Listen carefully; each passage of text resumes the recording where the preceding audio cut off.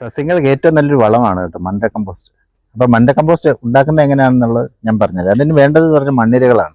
എൽസീനിയ ഫെറ്റിഡ, യൂഡ്ലസ് Eugenia എന്ന് പറയുന്ന മണ്ണിരകളുണ്ട്. നമ്മുടെ നാടൻ മണ്ണിരകൾ അത്ര പോരാ. നാടൻ മണ്ണിരകൾ എന്ന് പറഞ്ഞാൽ ആഴത്തിലേക്ക് പോകുന്ന, കുഴി കുഴിച്ച് ആഴത്തിലേക്ക് പോകും.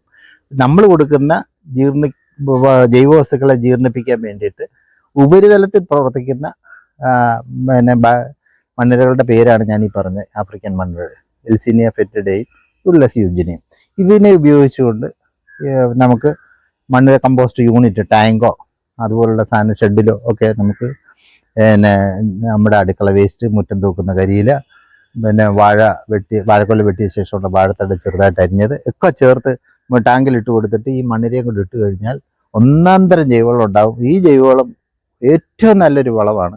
കാരണം വളരെ വേഗം പോഷകങ്ങൾ സസ്യങ്ങൾക്ക് കിട്ടും. കാരണം മണ്ണിരകൾ ഈ നമ്മൾ കൊടുക്കുന്ന ജൈവവസ്തുക്കളെ മുഴുവൻ തിന്നുകയാണ്. തിന്നിട്ട് അതിൻ്റെ എക്സ്ക്രീഷനാണ് വരുന്നത്. ഈ എക്സ്ക്രീഷൻ എന്ന് പറഞ്ഞാൽ വളരെ വേഗം വെള്ളത്തിൽ ലയിക്കുകയും ആ വെള്ളത്തിൽ ലയിക്കുന്ന വഴി നമുക്ക് സസ്യങ്ങൾക്ക് വളരെ വേഗം ഇതിനെ രാസവളം പോലെ തന്നെ പെട്ടെന്ന് തന്നെ വലിച്ചിടും. രാസവളം ഇടുമെന്ന് പറഞ്ഞാൽ വളരെ പെട്ടെന്ന് പോഷകങ്ങൾ കിട്ടാൻ വേണ്ടിയിട്ടാണ്. അപ്പം വളരെ വേഗം തന്നെ പോഷകങ്ങൾ കിട്ടുന്ന തരത്തിലുള്ള ഒരു വളമാണ് മണ്ഡ കമ്പോസ്റ്റ്. അപ്പോൾ ആ മണ്ഡ കമ്പോസ്റ്റിനെ കുറിച്ചുള്ള വിശദമായ വീഡിയോ നമ്മുടെ ചാനലിൽ ചെയ്തിട്ടുണ്ട്.